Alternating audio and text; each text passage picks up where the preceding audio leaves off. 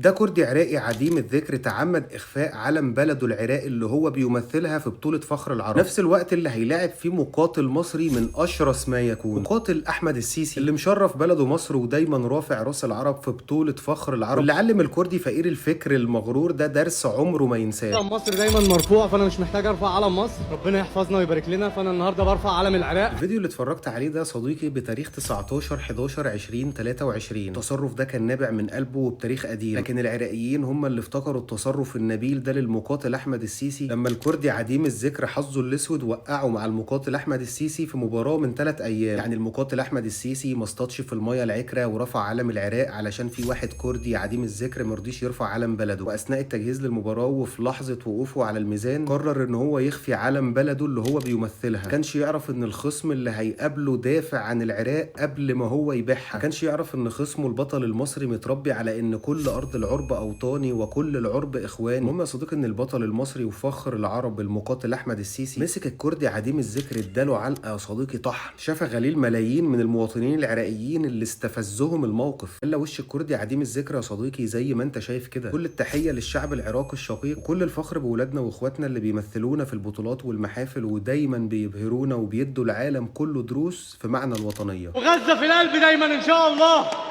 فري فلسطين، فري فلسطين، دبي اي لاف يو. وان شاء الله عقبال علم لبنان وعلم سوريا وعلم ليبيا ان شاء الله والامه العربيه كلها باذن الله.